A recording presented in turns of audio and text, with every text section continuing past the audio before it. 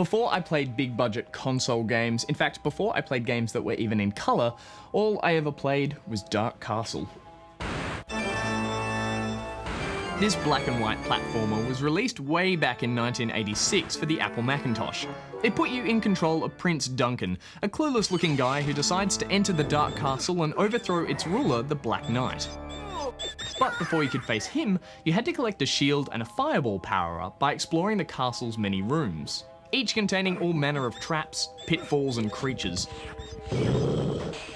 What was unique was the game actually let you choose which of 3 paths you wanted to take first, with 2 of them randomly interchanging. Pick the wrong one and you'd land in trouble, literally. It was one of my first experiences at non-linear gameplay, and it was exciting. It also looked and sounded great, with detailed cartoon graphics and something I'd never heard in a computer game before, sampled sound. Yeah. Yet there was something about this game that haunted me as a child and still haunts me today, and it wasn't the spooky castle setting. No, I was actually afraid of how hard this game was.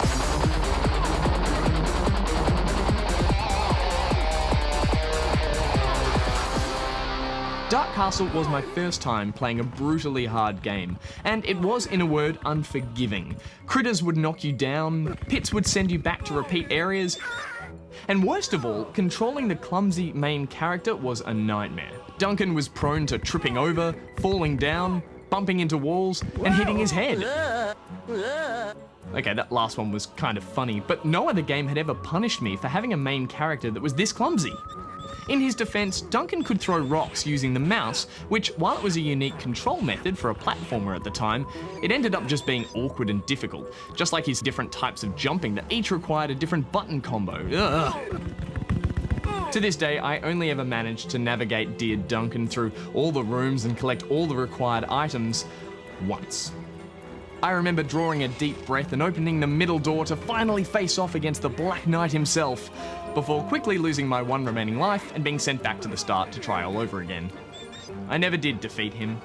Today, it's games like Dark Souls that provide us with that tough, torturous gameplay that we crave, but that doesn't mean I'm any less afraid of what's lying back in the Dark Castle.